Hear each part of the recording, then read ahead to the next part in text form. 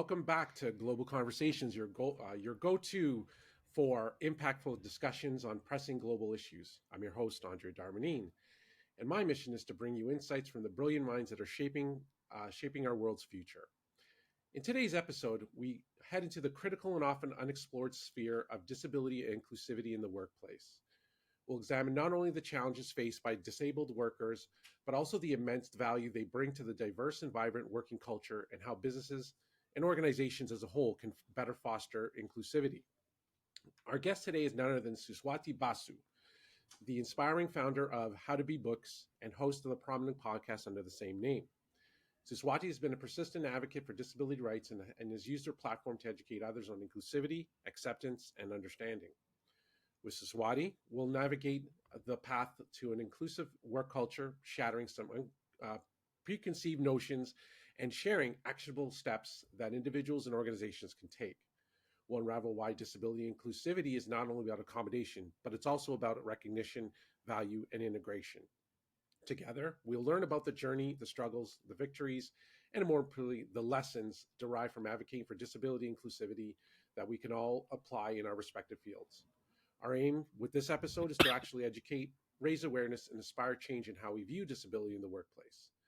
So put on your earphones, watch online, get comfortable, and let's delve into the eye-opening conversation about disability and inclusivity in the workplace. Thank you very much, Suswati. Suswati? Hi, Andre. Lovely to actually speak to you again. It's fantastic. Yeah, no, great. It was great to have our initial conversation and looking forward to our conversation today. So I'm doing things a little differently this time on this season of the Global Conversations webcast. And first and foremost, I want you to introduce yourself to the audience. Tell us about who you are, what you're all about, what you're doing today. I mean, I've given a brief introduction, but yeah, just tell the audience who you are. Well, thank you so much, first of all, for having me. I really appreciate it, and it's so wonderful to have these important conversations. So, really appreciate you having the platform for this space as well. So basically, my background is in journalism. So I've been a journalist for 17 years now, and I've worked right across the board. I was trained at the BBC, worked at the Guardian, went to ITV News, then Channel 4 News, and then basically worked for 7 years in intelligence work, which is a slightly different field altogether, and then went back into journalism again as a deputy editor and head of audience for NationalWorld, and then basically went on my own venture with my love of books, and created my own platform, which is How to Be Books, which started in 2020. And it's just really gone on strength to strength through there, and it's almost ideal because it is a perfect role for someone with a disability like mine. So it really did come out of almost as a necessity as well.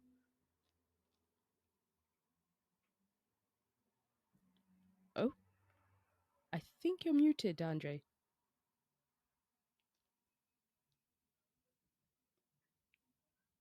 Uh-oh. Still muted. Uh, Nope. Can't hear you.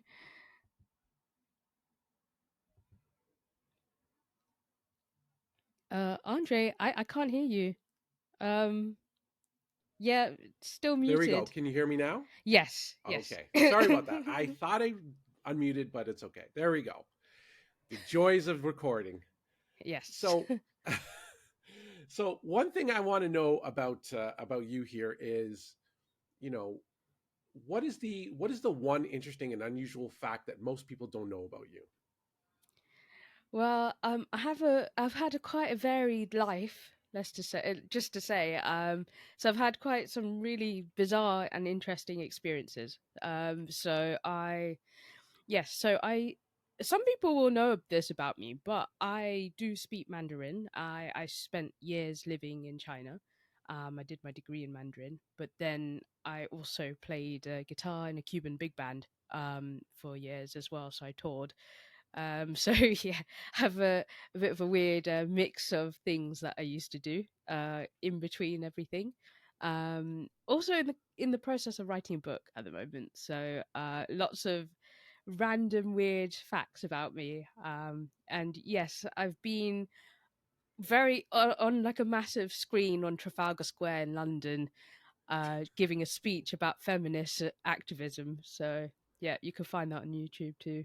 Oh, that's actually on YouTube. Oh my. All right. So I think you're going to have to share the link to that so Mhm. we can all see that amongst other things, including your, including your podcast and whatnot. So now, I know you talk a lot about books. I talk about all that. I know you talked about your journey in, well, starting your journey in journalism, but how did you how did you get into that advocacy role, starting out in journalism versus what you do now, versus into the book? So I mean, I know you delve into two separate areas, but how did that journey actually start for you? It's really interesting because the basis of anything I do is advocacy, um, even journalism. So I was doing advocacy long, long before I was doing any journalism or any book related work. So as a child, it was instilled into us that we should do charity. So that since very young age, I remember being 9, 10 years old, helping out in sort of local communities, doing like letter drives and, just like doing my little bit for my community. So that was just me being little and just kind of enjoying that aspect of it. And then I realized I would do more and more even when I was in school. So I worked in a lot of like homelessness charities, and then also I basically would support people in buddy reading schemes for people with learning disabilities as a kid. So it's kind of been ingrained into me. So journalism was just another platform to do advocacy work essentially and give a voice to the voiceless. It was convenient, of course, because I absolutely love writing. So it just kind of made sense for me to sort of amalgamate those ideas together. And then it took it to a whole other level when I turned 18 and I was just basically doing this all the time. I was working at Women and Girls Network as their web editor, and basically, it's a women's refuge centre. So we were dealing with a lot of troubling and horrible cases as well. I worked with the London Feminist Network, Object, UK Feminist, Million Women Rise, lots and lots of different campaign groups. And this was before I even went into uni, which is where your prime activism days begin. And that's why I was really ready to take on that, and then became the Women's Society president at, in uni. And so it's just kind of been a thread that's always run through. And then as basically I did more and more, other things kind of came into my life, and I realized there's more advocacy work to be done. So I joined the as ambassador for Beat, UK eating disorder charity, and I Mm. worked as a online support mentor for 3 years, and then I became an ambassador, and then I also did. I joined Wheels for Wellbeing as a trustee as well, having been a user myself. So that's a disabled cycling charity. So it's kind of all been quite organic, and advocacy work is the basis of any work that I do, even reading books. Even the work that I do with my books is to do with advocacy work. Yeah. And and it sounds interesting because of the fact that even in the space of equity, diversity, inclusion, a lot of people just get into the industry just by happenstance, right? They don't design their lives based on the fact that, yeah, this is what I want to be. Even though the industry itself, it transformed, especially over the last maybe 4 years.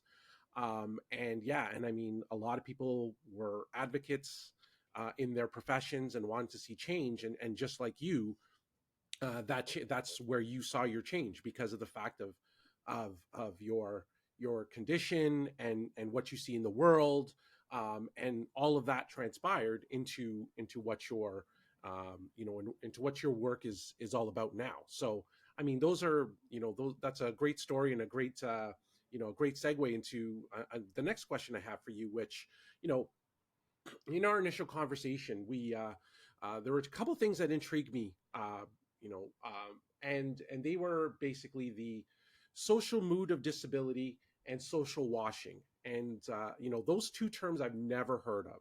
Mm. Now, I'm not saying it because it sounds ableist or anything like that. It's just, No. we are not, I'm just starting to get immersed and learning about these things, and that's part of this journey of being in this profession, being in this work. So, can you elaborate for me and for the audience about those two terms, and when it comes to especially disability inclusion? Yeah, it's becoming more and more of a sort of more used term generally. But the social model of disability is essentially a way, sorry, a way of viewing the world developed by disabled people themselves. So the model basically sees that people are disabled because of barriers within society and not because of their own impairment or like difference or challenges. And these barriers can be physical. So, it could be something like, having stairs where there's no ramp, or, a lot of transport, for example, is not accessible at all, or buildings or things like that, or toilets. But it can also be in terms of people's attitude. So, their attitudes to anything different, and assuming disabled people can't do certain things.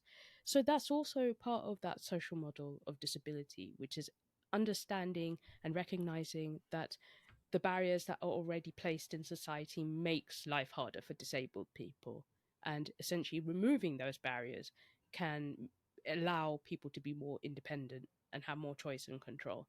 So in that way, we've kind of turned the system on its head a bit Mm-hmm. in with using that sort of terminology, which is that actually, the world works within a small square box.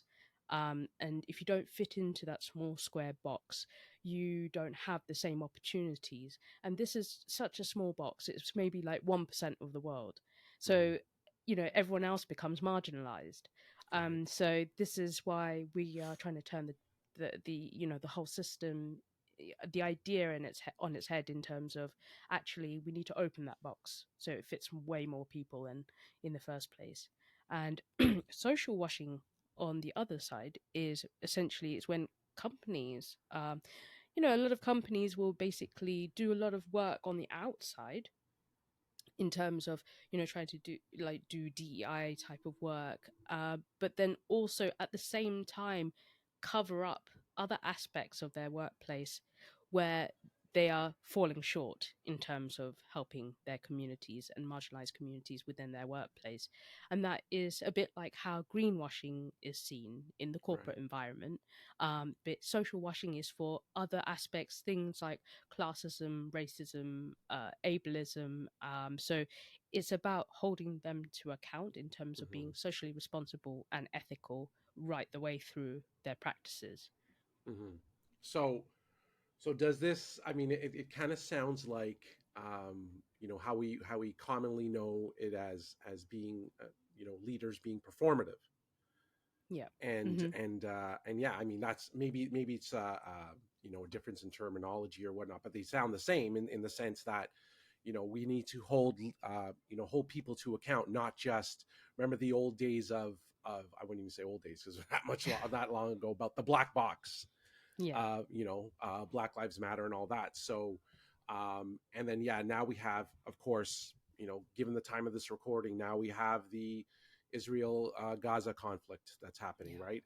We're Yeah. starting to see messages from organizations talking about that. So, you know, there's, you're holding space for employees who are either Israeli slash Jewish or Mm. or Palestinian slash Christian slash Muslim, and that's actually Yeah. something that no one really talks about, is the fact that people you know people from Palestine are actually Christians as well. But Yeah. be Mm. that as it may, that's something that we need to hold people to account in terms of not only talking about it but actually being actionable, or creating those actions in order to improve their organizations. So yeah, so that's. Is there anything more you want to say about that before we move on? Yeah, no, absolutely. And, we saw that obviously with what happened with the George Floyd murder. There was a huge kind of response to it. And, but the thing is, it was a response, but whether, it stayed is another thing, Hmm. and that's it's the same with most of these kind of actions, is that it's very reactive rather than, active. And so I think that's where, that sort of thinking needs to change, Yeah, because at the end of the day, these people are still within these companies. They still exist within these companies. Life hasn't changed suddenly. They are still experiencing problems day to day, whether it's anti Semitism, whether it's Islamophobia, or whether it's even racism. yeah, So, I think that's something that workplaces really need to think about generally. yeah. No, exactly, exactly. Now, not to get off topic here, even though it's still all related one way or another, especially to social washing slash performative natures of organizations, is, let's take it back to the person for a little bit. And a lot of people, especially those who are marginalized or racialized, are not confident because of trauma in their lives, or trauma in the workplace and stuff like that. But you flip the script a little bit here, and and you talk about people who are being disability confident, if you will. So what does that mean to you, as you've coined that term? And what can equity practitioners and other leaders learn from those who are actually disability confident? So, disability confidence is actually a government initiative in the UK. So, basically, companies can opt in to get essentially certification under three graded system. So, the first is usually just sort of the basic measures to allow people to do, come in and interview and things like that for a job. Then, when it gets to second level, it's things like even creating spaces, ensuring there's much more accessibility within the workspace. And then the third grade is like finally like actually going a bit like the social washing, which is making sure from end to end there is accessibility for workers from the interview stage right to the end of actually Hmm. working within a company. So disability confident is an actual scheme in the UK that is used by many organizations. And it also is, it allows people with disabilities to look into companies to see whether they feel comfortable applying for a role there. Because if they know that they've got this badge, it means that they're making measures or taking measures to actually make it more accessible for that worker. And so it gives them a little bit of reassurance when they're applying for a work or for any job in a company. And there are more companies sort of signing up to it. Now, obviously, whether people are actually carrying out what they say they are, Of that's another course. sort of issue. You know, the government's never been particularly good at following up with what's going on. Just right across the board with anything related to disability welfare or anything.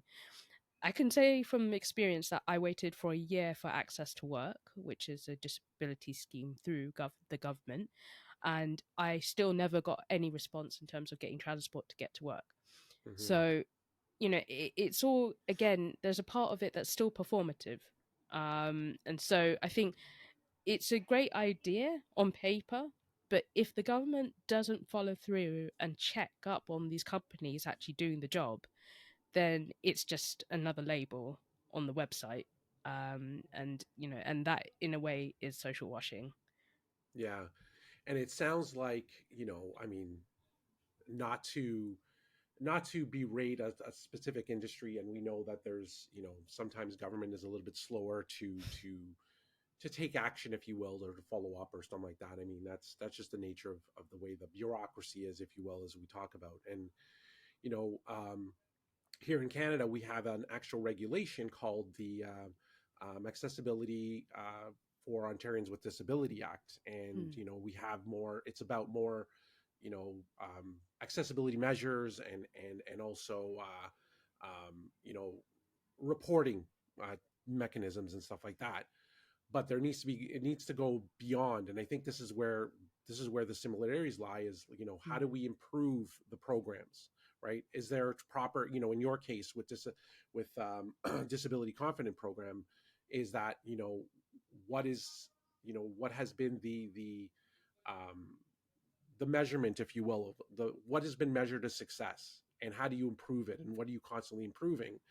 And I mean, and that's the thing. And is there, are there ways that people can improve the program? And it sounds like there needs to be some sort of improvement, especially at the user level, Mm. right? And with your experience, that is the case in that the user needs to be felt included, needs to be you know felt that they're actually, uh, their situation is being looked after, right? And in a timely Yeah. fashion, instead of you waiting for the length of time that you did. So Yeah. so these are things that I think equity practitioners who are immersed in this work, especially who are in the disability inclusion space, they're the ones who, whether it's on a reporting mechanism aspect, or whether it's on a policy aspect, this is something that that should be done, and hopefully that things continue to improve over time. Yeah. Definitely. Yeah. It can't be a tick box exercise. That's the thing, because the aim of disability confidence shouldn't be a way to fill a quota.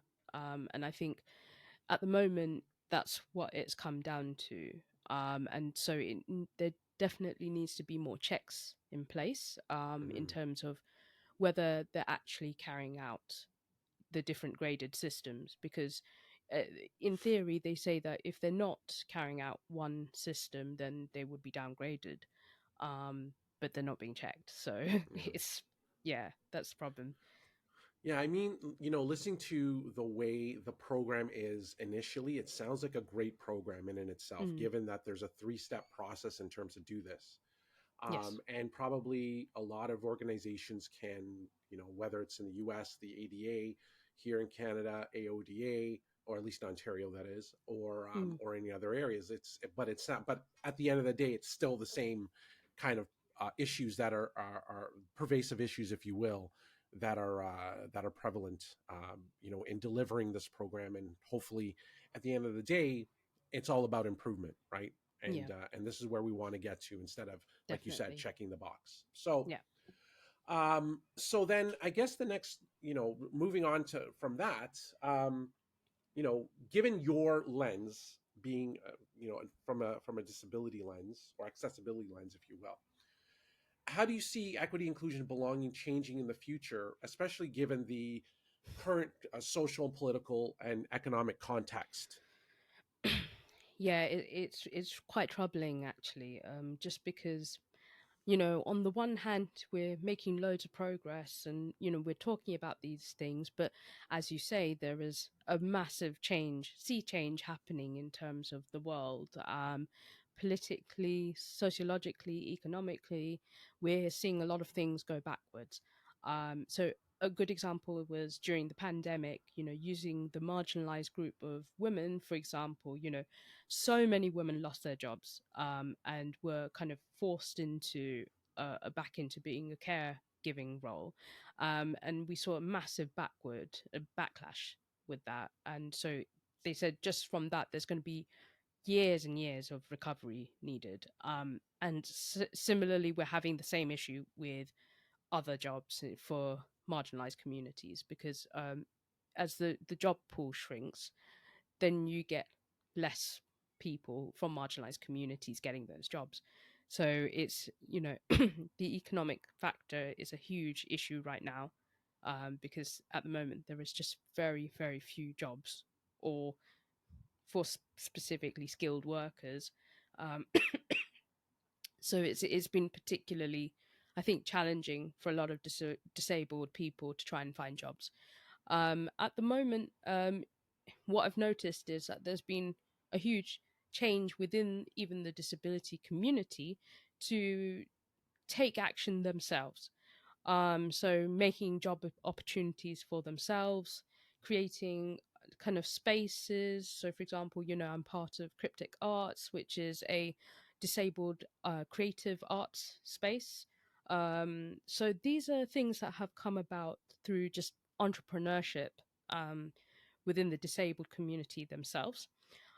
That's not being provided by the top down. Hmm. That's definitely being provided by the bottom up. Hmm. And so I think that's what's more likely to happen in the future as things get more turbulent, especially economically, is that there's just going to be more spaces for essentially, crip movements, as we call them, Hmm. and support communities, essentially. Yeah, no, that's where as I listen to other people in this, doing this work, whether they're activists, whether they're advocates, whether they're actually immersed in this work, everyone has a different response, but at the end of the day, we're all trying to achieve equity, and that's Yeah, and that's the most important part here is, um, you know, regardless of your abilities, regardless of your the skin color, et cetera. It's at the end of the day, we're talking about equity here, and I think yeah. that's the most important part here. So given that our conversation has come to an end here, and it was a great enlightening conversation in terms of your experience, in terms of your work, etc. So, in light of all of this, what is the one piece of advice, or even a lesson that you can pass on to others, given your experience, if you will? I think it's really important for people to make their own space. That is really important because I think it's not going to be given to you. And I think that's one thing we've noticed more and more, with companies generally. So you've got to try and find that kind of spirit within yourself to kind of build something for yourself and your community. And I think that's really important because, we stand so much stronger when we're together generally, and it's wonderful to actually find communities who share those experiences with you. So if you don't have a community, build one. And I think that's one of the most important things you need to do, just for even if you're not in a marginalized community, just find your space and find your people. Yeah, no, that's an amazing lesson for everyone to learn from, and something for us to move forward with. And so, coming full circle from the start of our conversation, your love of books. So, I want the audience to know specifically, what are three books that have influenced you in your life, in your career? Right. So definitely quiet is a really important one. So this is such an important book about being an introvert. So, as if anyone knows what I've done in the past, which is I am actually petrified of public speaking. So, yes, Really? I'm at. Come on. Yeah, it's actually so it's been so bad that Yeah. I spent decades basically hiding behind a camera so I wouldn't Wow. All speak right. in public. And I just basically used the podcast to learn how to speak in public. And Susan Cain's book, Quiet, was something so profound in terms of understanding that there is power within your introversion. Mm, And I found that really moving because, again, we're often taught that if you want to be powerful within whatever sphere you're in, you need to be extroverted and loud and things like that. But actually, she says, actually, there is a lot of things you can take away from being quiet. The ability to listen, to empathize, and things like that. So that has like really great leadership qualities as well. So I found that really helpful. And if anyone knows self-help books, then they will definitely know the James Clear book, which is Atomic Habits, hmm. uh, which is learning how to build habits, and being persistent with it. And I spoke to Seth Godin, who's like a leading marketing expert. And he kind of instilled into my idea, like my head, like you must be persistent. You must be persistent with things, even if it feels like you're not getting anywhere, you just got to persist, but you need to know when to fail fast. So if you feel like it's not working out, know when to just go, like fail fast and just go, and it's okay to quit. So that was another really important aspect from the habit book that I found. But I think just in terms of, gosh, I've read so many books. It's quite intense trying to compile how many books I've actually read on these subjects. But I actually found this book particularly, I think, moving more than anything. It helps in the sense for work because I think women forget how much strength they have. And so Bruna Bell's book, Stronger, is about women's physical strength rather than Hmm. emotional strength. And I think, we're taught to do everything. We've got to, be able to have it all, do a career as well as raise a family and things like that. And of course, that takes a huge amount of emotional strength. But she said, yeah, but we never ever think about women's actual physical strength.